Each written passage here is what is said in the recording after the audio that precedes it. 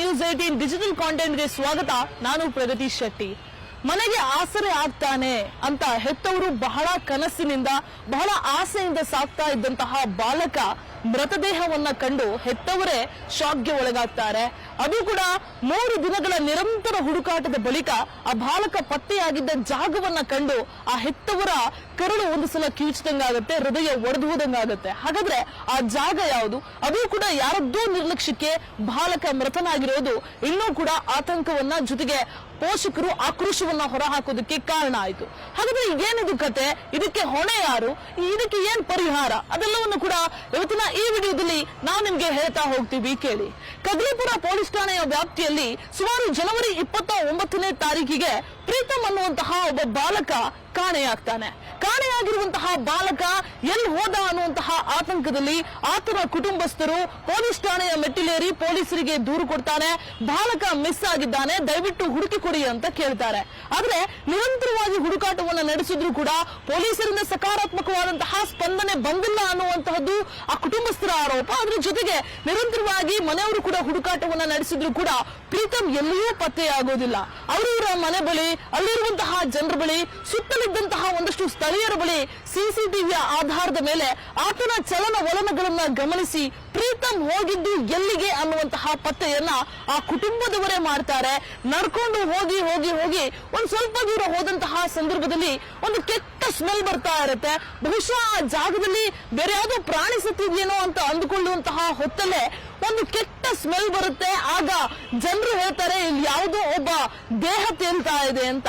ಆ ಹೆತ್ತವರು ಇದು ತನ್ನ ಮಗನದ ಅಲ್ಲದೆ ಇದ್ರೆ ಸಾಕಪ್ಪ ಅಂತ ಬೇಡ್ಕೊಂಡು ಹತ್ರ ಹೋಗಿ ನೋಡಿದಾಗ DWSSBಯ ವಾಲ್ ಚೇಂಬರ್ ನಲ್ಲಿ 14 ವರ್ಷದ ಬಾಲಕ ಪ್ರೀತಮ್ ಮೃತದೇಹ ಆ ಕುಟುಂಬಸ್ಥರ ಕಣ್ಣಿಗೆ ಕಾಣುತ್ತೆ. ಕಂಡ ತಕ್ಷಣ ಅವರ ಎದೆ ಒಂದ್ಸಲ ಒಡೆದು ಹೋದಂಗೆ ಅವರು ಅಳೋದಕ್ಕೆ ಶುರು ಮಾಡ್ತಾರೆ. ಸುತ್ತಲಿದ್ದ ಜನರೆಲ್ಲರೂ ಕೂಡ ಆ ಕುಟುಂಬಸ್ಥರ ಆಕ್ರಂದನ ಕಂಡು ಜಲಮಂಡಳಿಗೆ ಹಿಡಿ ಶಾಪ ಹಾಕ್ತಾರೆ. ಯಾಕಂದ್ರೆ ಆ ವಾಲ್ ಚೇಂಬರ್ ಅನ್ನ ಓಪನ್ ಮಾಡಿ ಇಟ್ಟಂತದ್ದು ಕೂಡ ಜಲಮಂಡಳಿ ಅಧಿಕಾರಿಗಳೇ ಅನ್ನುವಂಥದ್ದು ಅಲ್ಲಿರುವಂತಹ ಸ್ಥಳೀಯರ ನೇರ ಆರೋಪ. ವಾಲ್ ಚೇಂಬರ್ ನ ಕ್ಲೋಸ್ ಮಾಡಿದ್ರೆ ಬಹುಶಃ ಆ ಹುಡುಗ ಅಲ್ಲಿ ನಡ್ಕೊಂಡು ಹೋಗುವಾಗ ಅಥವಾ ಕಾಲ್ ಜಾರಿ ಬೀಳ್ತಾ ಇರಲಿಲ್ಲ. ವಾಲ್ ಚೇಂಬರ್ ಅನ್ನ ಓಪನ್ ಇಟ್ಟಂತಹ ಕಾರಣವೇ ಆ ಹುಡುಗ ಸಾವನ್ನಪ್ಪೋದಕ್ಕೆ ಕಾರಣ ಆಯಿತು ಅನ್ನುವಂಥದ್ದು ಕುಟುಂಬಸ್ಥರ ನೇರ ಆರೋಪ.